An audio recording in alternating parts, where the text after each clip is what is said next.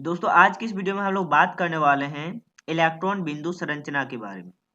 इससे पहले हम लोग डिस्कस करेंगे संतृप्त और असंतृप्त हाइड्रोकार्बन। देखिए, कार्बन कार्बन के बीच अगर सिंगल बॉन्ड है तो वो संतृप्त हाइड्रोकार्बन हुआ, लेकिन वहीं पर अगर डबल बॉन्ड रहा और ट्रिपल बॉन्ड रहा तो वो हो गया असंतृप्त हाइड्रोकार्बन।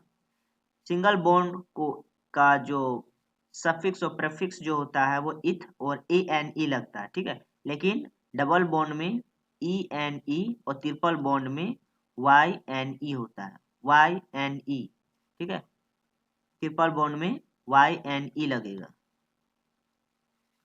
चलिए, ये जितने भी है जो फॉर्मूला वो पार्ट 1 में हम लोग डिस्कस कर चुके थे। तो संतृप्त हाइड्रोकार्बन के आणविक सूत्र तथा संरचना इस प्रकार से यहाँ पर लिखा हुआ है इथेन।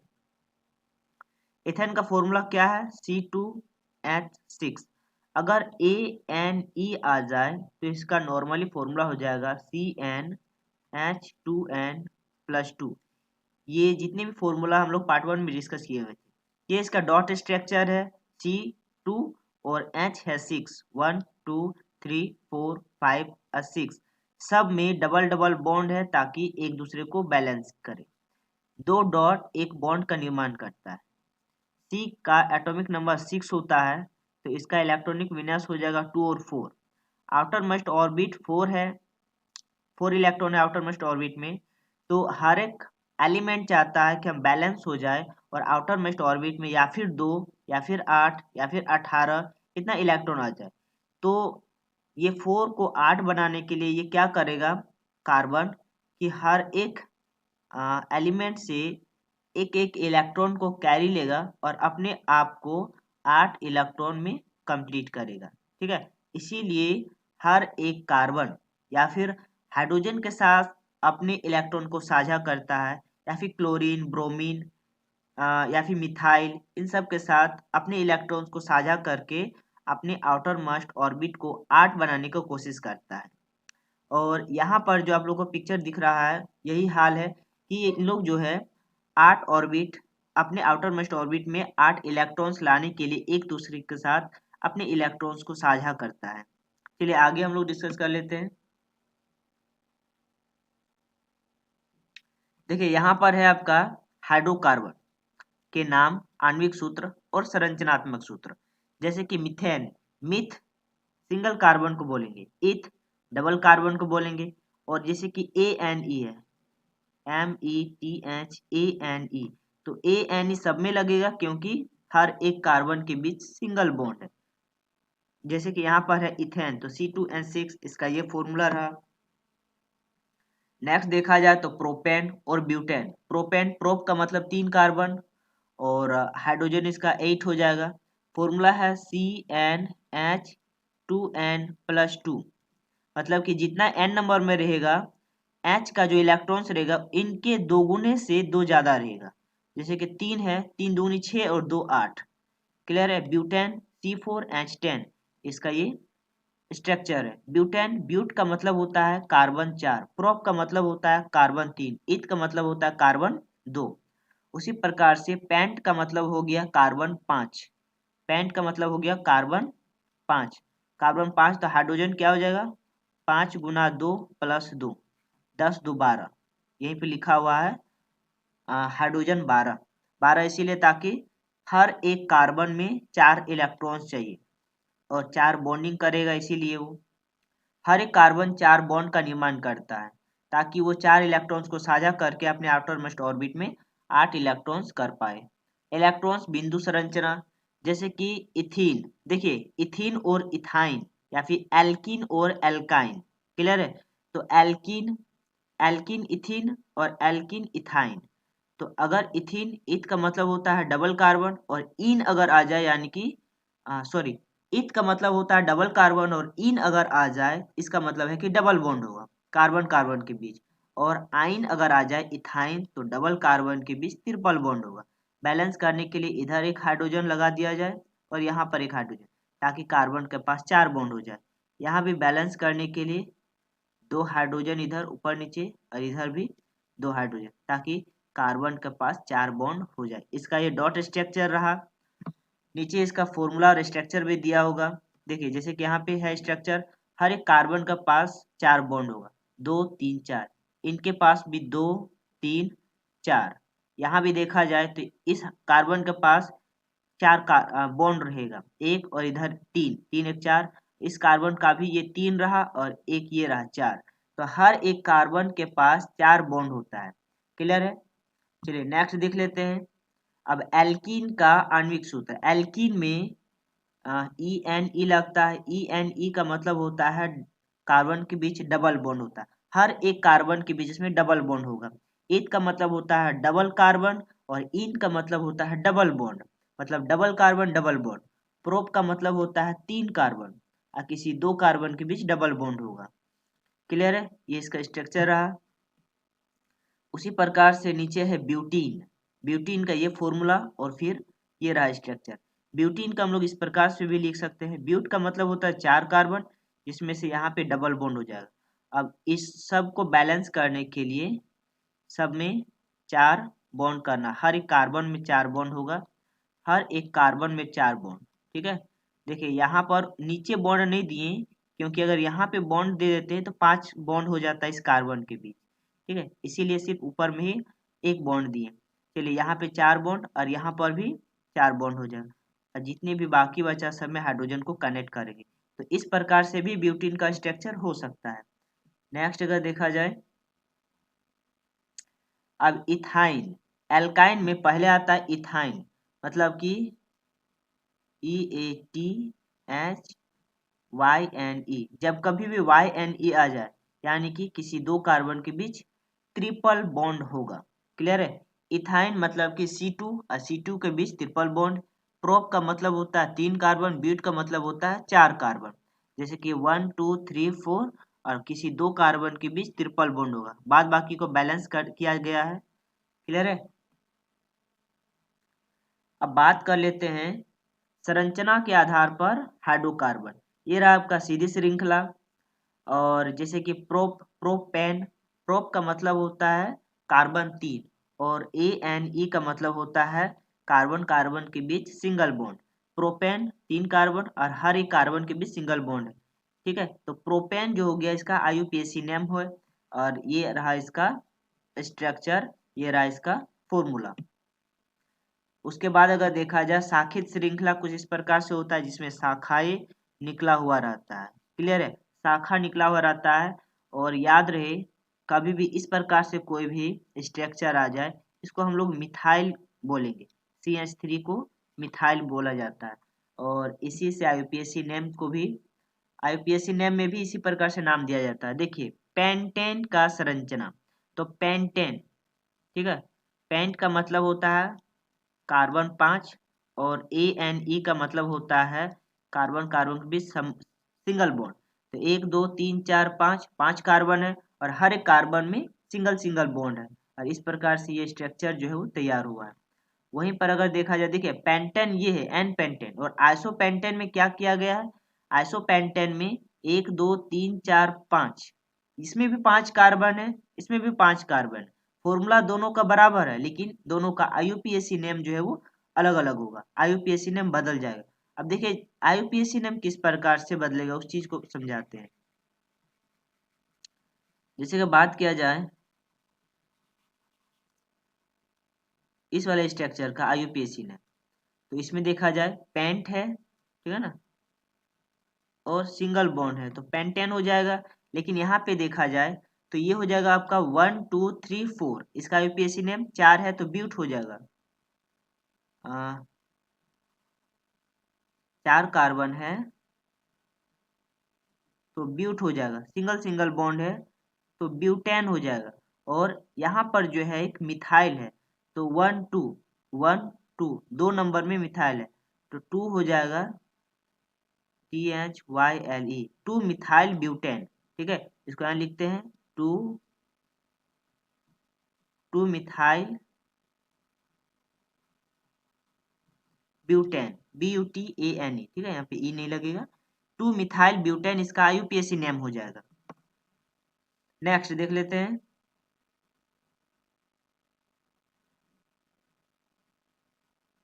देखिए उसी प्रकार से इसको, उसी का फॉर्मूला ये भी है, ठीक है ना। यहाँ भी आप लिख सकते हैं C5H क्या हो जाएगा H12। यहाँ पर भी वही है, C5 है और H12 है, लेकिन इनका भी स्ट्रक्चर अलग है और इनका IUPAC नेम भी अलग होगा। क्लियर है। जैसे कि बात कर लेते हैं, यहाँ पे 3 कार्बन है तो मिथ इथ प्रोप, तो प्रोप हो जाएगा। चलिए, उसके बाद सब में सिंगल बॉन्ड है। देखिए ये लाइन इतना दूर तक जाएगा और ये लाइन नीचे तक आएगा। इस कार्बन, ये इस कार्बन के साथ कनेक्टेड है, प्रोप ANE। अब देख लेते हैं 1 2 3, मतलब कि दूसरे कार्बन के पास 2 मिथाइल है, तो यहाँ लिखेंगे 2 2 2 मिथाइल प्रोपेन। तो इसका IUPAC नेम हो गया 2 मिथाइल प्रोपेन, क्योंकि दो जगह मिथाइल है और प्रोप यानी कि 3 कार्बन और ANE लगा हुआ क्योंकि सब में सिंगल सिंगल बॉन्ड है। तो देखिए यहाँ पे लिखा हुआ है कि उपरोक्त 3 उदाहरण में आणविक सूत्र समान है, लेकिन भिन्न भिन्न संरचनाओं वाले ऐसे यौगिक को संरचनात्मक समावयव कहते हैं। ठीक है, तो समावयव किसे कहते हैं, संरचनात्मक समावयव किसे कहते हैं। यहाँ पर आप लोग जो है ना क्वेश्चन को नोट्स बनाइएगा, संरचनात्मक समावयव किसे कहते हैं। ठीक है, अगला क्वेश्चन लिखिएगा। तो कहने का मतलब है कि फॉर्मूला एक समान रहे लेकिन संरचना सबका अलग अलग हो, ऐसे यौगिकों को कहेंगे संरचनात्मक समावयव। अब हम लोग बात कर लेते हैं वलय, मतलब कि वृत्ताकार आकार का जो भी स्ट्रक्चर है। तो इसमें अगर बात किया जाए संतृप्त और असंतृप्त दोनों होता है। देखिए संतृप्त में कार्बन कार्बन के बीच सिंगल बॉन्ड होगा और असंतृप्त में कार्बन कार्बन के बीच सिंगल डबल बॉन्ड होता है और ट्रिपल बॉन्ड होता है। ठीक है, और संतृप्त में क्या होता है, कार्बन कार्बन के बीच सिंगल बॉन्ड। तो ये जो आपको स्ट्रक्चर दिख रहा है, ये संतृप्त कार्बन का है, हाइड्रोकार्बन, और ये असंतृप्त हाइड्रोकार्बन, और ये वलय आकृति का है। देखिए हर एक कार्बन को बैलेंस करने के लिए नीचे जो है हाइड्रोजन से कनेक्ट किया गया है और हर एक कार्बन के साथ जो है वो 4 बॉन्ड है। इस कार्बन का पास भी 4 बॉन्ड है। ठीक है, हर एक कार्बन के पास 4 बॉन्ड होगा। फॉर्मूला आप लोग को पता ही होगा। देखिए हेक्स है, 6 कार्बन है और ANE है क्योंकि कार्बन कार्बन के बीच सिंगल बॉन्ड है, तो इसका IUPAC नाम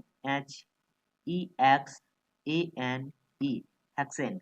लेकिन यहीं पर अगर बात किया जाए असंतृप्त कार्बन में, ऐसे स्ट्रक्चर को बेंजीन कहा गया है।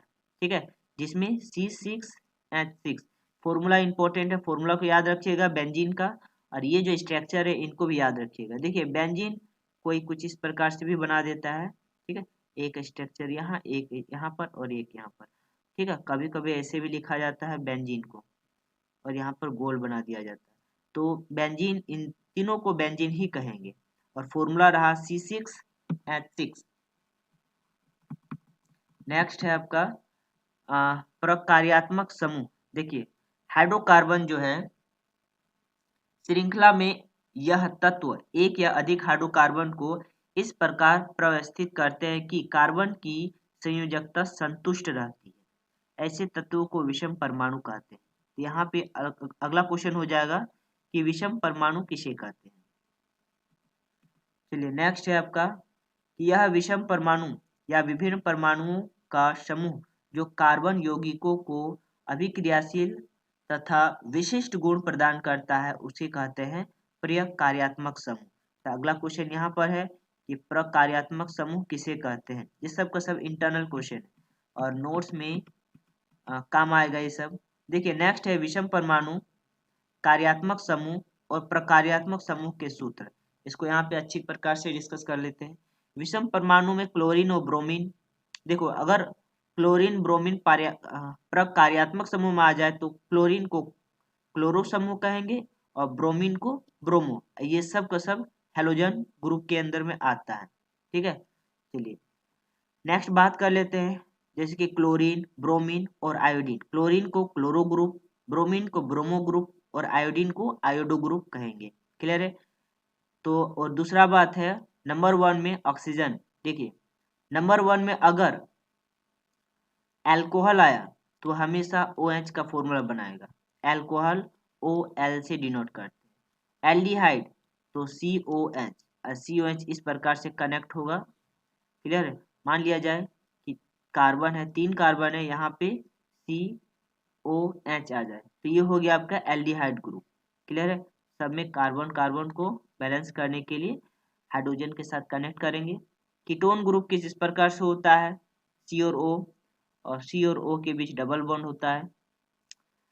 उसी प्रकार से कार्बोक्सिलिक, देखिए कार्बोक्सिलिक जो अम्ल है वो करीब C और OH होता है, तो O के बाद इस प्रकार से H हो जाएगा, इसका ये फॉर्मूला रह जाएगा।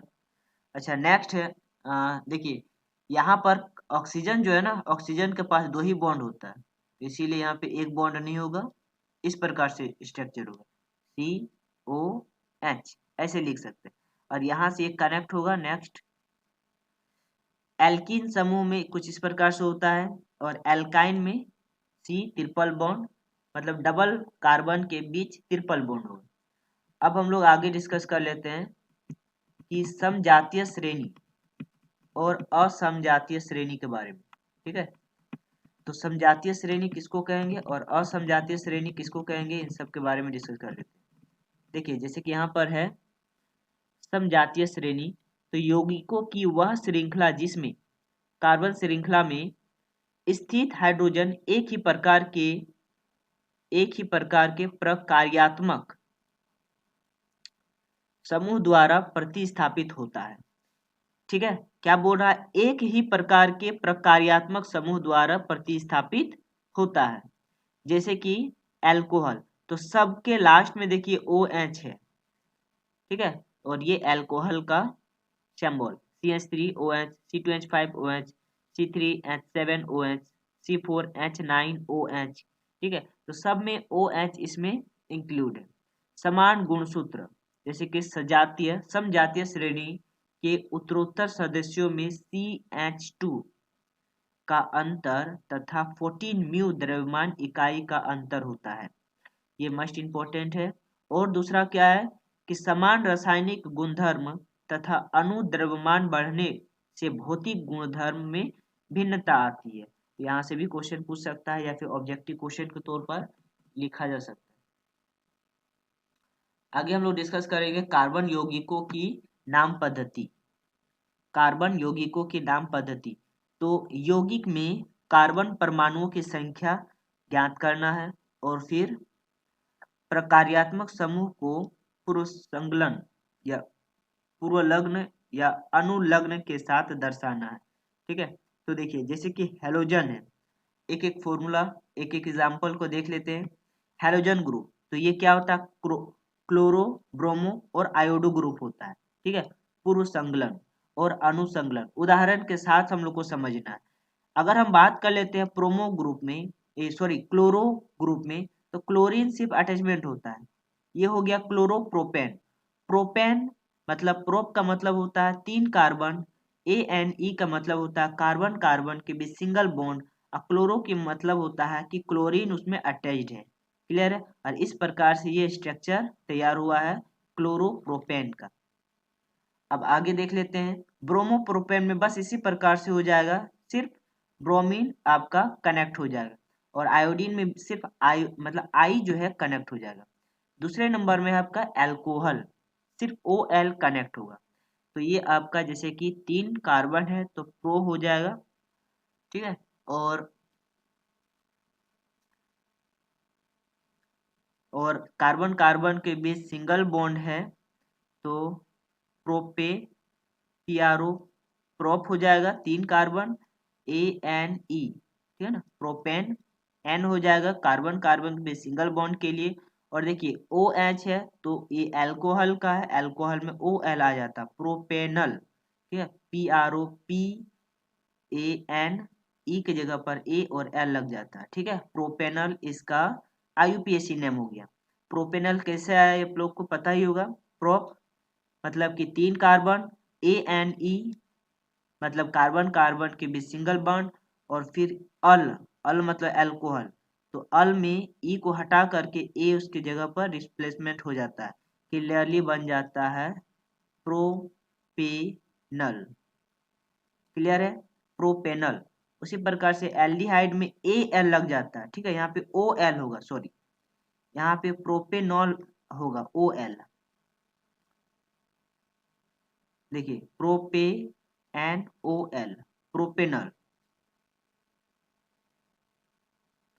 और एल्डिहाइड में ए एल जुड़ता है, ए एल, और ये किस प्रकार से होता है, सी ओ एच। क्लियर है, सी ओ एच के साथ जुड़ेगा। नेक्स्ट है कीटोन ग्रुप। कीटोन ग्रुप में ओ एन ई जुड़ता है, प्रोपेनॉन। कीटोन में ऑन जुड़ता है, ओ एन ई ऑन, ठीक है, प्रोपेनॉन हो जाएगा, जैसे कि यहाँ पर है प्रोपेनल। नेक्स्ट अगर बात किया जाए कार्बोक्सिलिक संलग्न, जिसमें ओइक एसिड जुड़ता है, ओइक, ठीक है। ओइक में क्या होता है कि सी डबल ओ एच होता है, ओइक में सी डबल ओ एच जुड़ता है, ठीक है, ओइक में। ये जितने भी प्रफिक्स सफिक्स है इन सबको याद करना है आप लोग को, ठीक है ना। अब नेक्स्ट है एल्कीन। एल्कीन है आपका ई एन ई जुड़ता है एल्कीन में, और कार्बन कार्बन के बीच डबल बॉन्ड होना चाहिए, कहीं यहाँ पर जो है ना डबल बॉन्ड होगा, ठीक है, डबल बॉन्ड।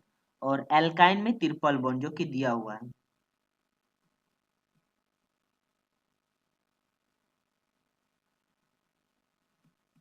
चलिए नेक्स्ट बात कर लेते हैं कार्बन यौगिक के रासायनिक गुणधर्म। ये बहुत ज्यादा इंपॉर्टेंट है, कार्बन यौगिक के रासायनिक गुणधर्म के बारे में, ठीक है।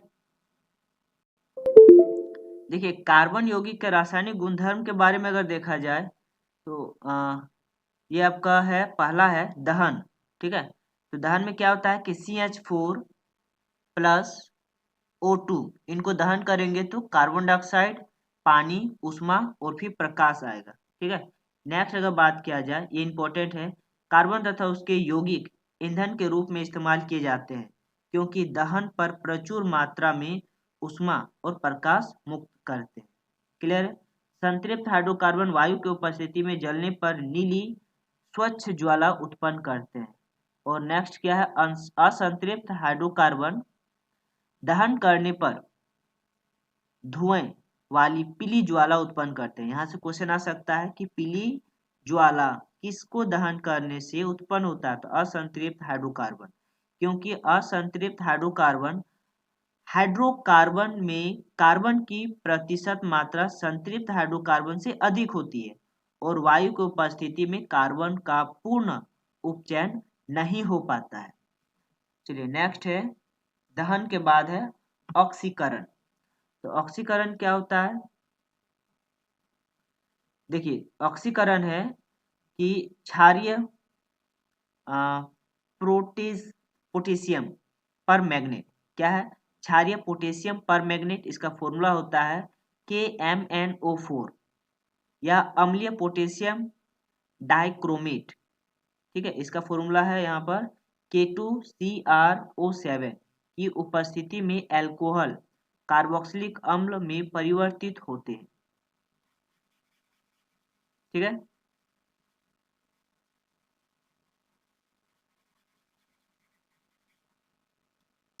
चलिए क्या है, जैसे कि क्षारीय पोटेशियम परमैंगनेट KMnO4 या अम्लीय पोटेशियम डाइक्रोमेट K2Cr2O7 की उपस्थिति में एल्कोहल कार्बोक्सिलिक अम्ल में परिवर्तित होते हैं, ठीक है। यहाँ पे इक्वेशन में दिया हुआ है CH3CH2OH, ये क्षारीय KMnO4 या फिर अम्लीय K2CrO7 के साथ अभिक्रिया करने पर इथेनोइक अम्ल बनता है, जिसका फॉर्मूला है CH3COOH।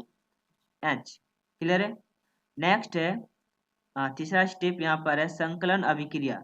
देखिए इन्हीं को कहेंगे हाइड्रोजनीकरण, ये मोस्ट इंपॉर्टेंट है हाइड्रोजनीकरण के बारे में। और यहाँ पे जैसे कि दिया हुआ आपका हाइड्रोजनीकरण में कि कार्बन कार्बन के बीच सिंगल बॉन्ड है, सब में R को कनेक्ट किया गया है, ठीक है ना। और Ni और पीडी इनको इनके साथ रिएक्शन करवाएगा हाइड्रोजन गैस के साथ, फिर आपको संतृप्त हाइड्रोकार्बन का निर्माण होता है। तो ये प्रोसेस है किस प्रकार से, हाइड्रोजनीकरण प्रोसेस से असंतृप्त हाइड्रोकार्बन को संतृप्त हाइड्रोकार्बन में किस प्रकार से कन्वर्ट किया जाता है। देखिए यहाँ पर है कि पोलेडियम, है ना, पोलेडियम और निकेल, Ni निकेल जैसे उत्प्रेरकों की उपस्थिति में असंतृप्त हाइड्रोकार्बन हाइड्रोजन जोड़कर संतृप्त हाइड्रोकार्बन बनाते हैं। ये प्रोसेस मस्ट इंपॉर्टेंट है। नेक्स्ट है वनस्पति तेलों से वनस्पति घी का निर्माण इसी विधि द्वारा किया जाता है। तो यहाँ से भी क्वेश्चन बनेगा कि किस प्रकार से वनस्पति तेल से वनस्पति घी का निर्माण किया जाता है, और उस प्रोसेस को कहेंगे हाइड्रोजनीकरण। ठीक है, ये रहा पूरा का पूरा प्रोसेस। नेक्स्ट है प्रतिस्थापन अभिक्रिया। देखिए प्रतिस्थापन अभिक्रिया में क्या होता है कि CH4 को क्लोरीन के साथ सनलाइट की उपस्थिति में अभिक्रिया करवाया जाता है। उस कंडीशन में क्या होता है कि CH3 क्लोरीन, देखिए यहाँ पे क्लोरीन का 2 क्लोरीन है Cl और Cl, और यहाँ पर CH3 अलग हो गया और C अलग हो गया। ठीक है, सॉरी CH3 और H अलग हो गया, क्योंकि कार्बन हाइड्रोजन यहाँ पे 4 गो हाइड्रोजन था, तो CH3 यहाँ पे और H, और ये दोनों क्लोरीन और CH3 एक साथ मिल करके CH3Cl बनेगा, और ये वाला H और Cl मिल करके हाइड्रोक्लोरिक एसिड बनाएगा। क्लियर है?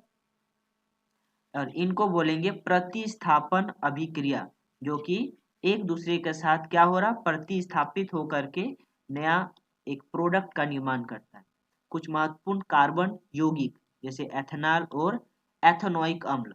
देखिए एथेनॉल के भौतिक गुणधर्म मोस्ट इंपॉर्टेंट है कि रंगहीन गंध और जलने वाला स्वाद होता है। नेक्स्ट, इसका भौतिक गुणधर्म जल में घुलनशील होता है, वाष्पशील द्रव जिसका क्वथनांक 351 केल्विन होता है। अगर इसको सेल्सियस में चेंज किया जाए तो 273 डिग्री से माइनस कर दिया जाए, ठीक है, तो कितना सेल्सियस हो जाएगा, कितना डिग्री सेल्सियस हो जाएगा, जैसे कि यहाँ 11 में 3 गया तो 8 बचेगा, फिर यहाँ पर हो जाएगा 4 यानी कि 14, ये 7 हो गया, तो 78 डिग्री सेल्सियस हो जाएगा। क्लियर है? इसका क्वथनांक, और ये उदासीन प्रकृति का होता है, यानी कि इसका pH वैल्यू कितना होगा, 7 होगा। नेक्स्ट,